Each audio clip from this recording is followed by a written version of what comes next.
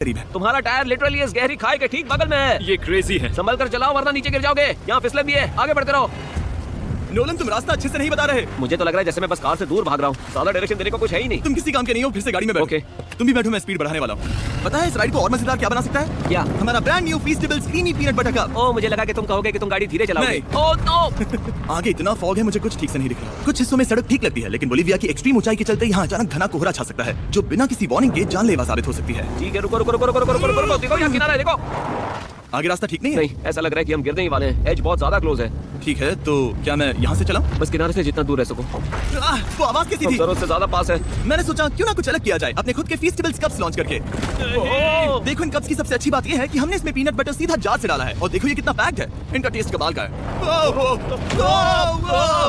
हमने इसमें फीस्टेबल्स chocolate use की है, और अगर आप नहीं जानते तो हम अपने सारे फार्मर्स को सही कीमत देते हैं। हम fair trade certified beans use करते हैं, और हम फार्म्स पर चाइल्ड लेबर बंद करवा रहे हैं। ओह माय गॉड, ये चीजें कोई भी बड़ी अमेरिकन चॉकलेट कंपनी नहीं करती। नोलन, हाँ 10 साल हो चुके हैं, जरा देखो वो ब्रिज ठीक है या नहीं। ठीक है। मैं बस पक्का करना चाहता हूँ कि अगर ब्रिज गिरता है तो मैं इस गाड़ी में ना रहूं। ठीक है नोलन, ब्रिज पर कूदो। क्या सब ठीक है? सब ठीक है। कंपनीज किसानों को इतना कम पैसा देती है कि उन्हें चाइल्ड लेबर करना ही पड़ता है। वेस्ट अफ्रीका में कोकोआ फार्म्स पर 10 लाख से भी ज्यादा बच्चे इलीगली चाइल्ड लेबर में फंसे हैं। तो इस कप को इसीलिए ट्राई मत करना क्योंकि इसका टेस्ट लाजवाब है, बल्कि इस मैसेज को चॉकलेट इंडस्ट्रीज तक पहुंचाओ। अपने फार्मर्स को सही पैसे देने चाहिए और अपने फार्म से चाइल्ड लेबर हटाओ। ये पूरा सीन ही गजब था। हमने डेथ रोड पार कर लिया। अब तक हम जमीन पर सर्वाइव कर रहे थे, लेकिन इस अगले बोनस लोकेशन के लिए कार्ल और नोलन समंदर के बीच में शार्क्स से घिरे होंगे। और पता नहीं क्यों हम पानी में बिना पिंजरे के उतर रहे हैं। हाँ, आमतौर पर हम इसका इस्तेमाल करते हैं, लेकिन आज नहीं करेंगे। यहाँ रहने वाली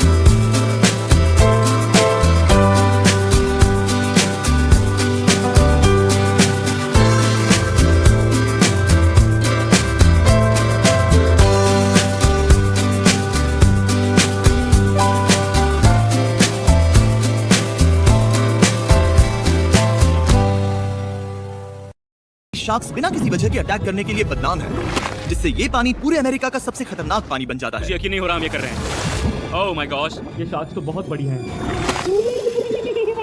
डूड ये हमें बिना केज के क्यों कर रहे हैं? डूड पीछे देखो, पीछे। ओह माय गॉड, ये बहुत बड़ी है। ओह नोलन, पानी में उतरो। मुझे नहीं उतरना, मुझे नहीं उतरना। उम्मीद है मैं मरूंगा नहीं, मैं आज मरना नहीं चाहता। ओह माय गॉड, ये शार्क कितनी बड़ी है। ओके, ठीक है ठीक है। कॉल, ये शार्क तो तुमसे साइज में डबल है। मैं शार्क से नहीं डरता, घबराओ मत। लेकिन ये हमारी दूसरी सबसे खतरनाक जगह के मुकाबले कुछ भी नहीं था, जो कि सीधा अमेज़न रेन फॉरेस्ट के बीचों बीच है, जहाँ की खूबसूरती जितनी ज्यादा लुभावनी है उतनी ही ज्यादा खतरनाक भी, क्योंकि यहाँ कुछ ही मिनटों में जंगल ऐसा दिख सकता है और फिर अचानक ऐसा, बस हल्की सी बात में बॉयज शुरू करते हैं, और फिर दुनिया के सबसे स्लिपरी और ऊबड़ खाबड़ इलाकों में परेशान होकर घंटों तक ट्रैकिंग करने के बाद कुछ नहीं हुआ, हम आखिरकार मंजिल तक पहुंच ही गए।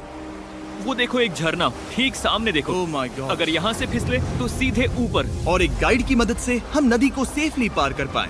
देखो।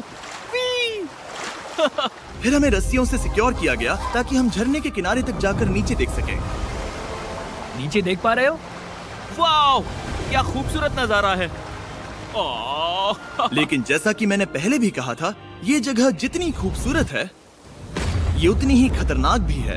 यहाँ अचानक से जोरों की बारिश शुरू हो गई। यही वो जगह है जो दुनिया की सबसे खतरनाक जगहों में से एक मानी जाती है। ये झरना अब और चौड़ा होता जा रहा है, जिससे यहाँ फ्लैश फ्लड जैसी कंडीशंस उठ रही है। मतलब हम अभी अमेज़न से इस बाढ़ की वजह से बाहर निकाले जा रहे हैं। क्या हमें रस्सियों से वाटरफॉल के किनारे से नीचे जाना चाहिए? मुझे नहीं लगता कि ये अच्छा आइडिया है जिमी। हम जंगल में रहेंगे, क्या वो इतना ही खतरनाक नहीं होगा? कितना रिस्क है? जिमी की लाइन पर बहुत ज्यादा मिट्टी गिर रही है। और यहाँ किसी भी समय बिजली गिर सकती है, और मैं सच में नहीं चाहती कि तुम्हें कुछ हो।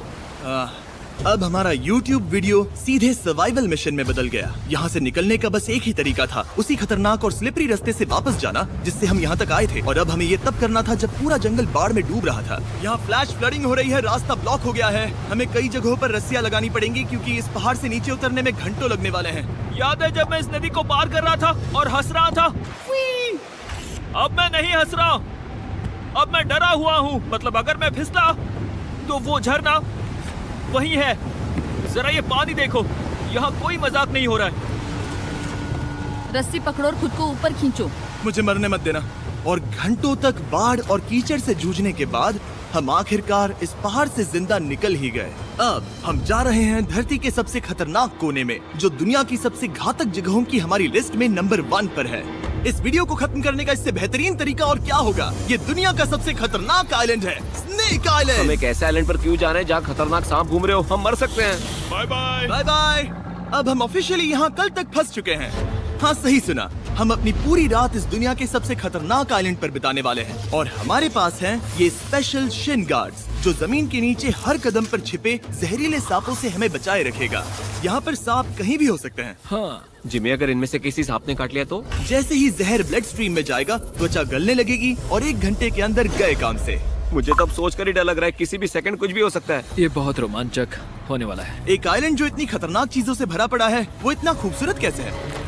ऊपर से देखने में ये सच में शानदार लग रहा है। अगर यहाँ से फिसले तो मर जाओगे। हाँ भाई, समझ गया। बॉयज, संभल कर चलना। इसका नाम है स्नेक आइलैंड। तो लग रहा था जमीन पर हजारों सांप रेंगते हुए मिलेंगे, लेकिन जमीन पर जानवरों को खत्म करने के बाद अब ये सांप पेड़ों में जाकर वहाँ से परिंदों का शिकार करते हैं, जो कि इस आइलैंड के आखिरी शिकार है। अब हम जंगल के अंदर जा रहे हैं और यहाँ किसी भी पल एक सांप हम पर कूद कर हमें काट सकता है। अभी तक तो मुझे सिर्फ अपने पैरों की फिक्र थी, मगर अब तो ऊपर भी देखना पड़ेगा। ये पागलपन है भाई।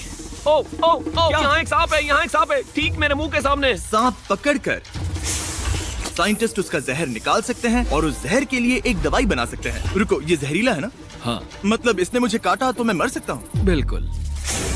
ओ, वो, इसे जरा ठीक से पकड़ो। ये भी छोटा है।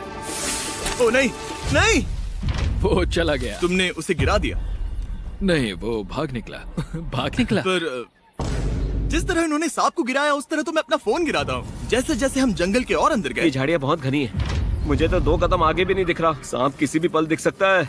हमें और सांप दिखाई दिए। यहाँ भी और वहाँ भी। इस बार इन्हें पकड़े रखना, ठीक है? ठीक है। पीछे हटो, पीछे हटो। इस सांप के जहर से जो दवाई बनेगी वो कितने जाने बचा सकती है? हजारों जाने। ओह, क्या बात है। जो एंटी वेनम ये बनाते हैं, वो ब्राजील के 90% सांप के काटने के मामलों में मरीज का इलाज कर सकता है। यानी हर सांप जिसे हम पकड़ते हैं वो हजारों लोगों की जान बचा रहा है। जिमी, वहाँ ऊपर एक और सांप है। ओह माय गॉश, ये तो बहुत बड़ा है। अब हम सबको ढूंढ रहे हैं, वो बाहर आ रहे हैं। तो बाकी का दिन हमने इन खतरनाक सांपों को ढूंढने में मदद की और साइंटिस्ट को उनकी रिसर्च करने में भी हाथ बटाया। वो सांप करीब 15 फीट ऊपर है और साइंटिस्ट कह रहे हैं कि हम इस पेड़ को हिलाएं ताकि वो नीचे गिर जाए। मैं तो इन पेड़ों के नीचे कैंपिंग भी ना करूं। वो सांप हिल तक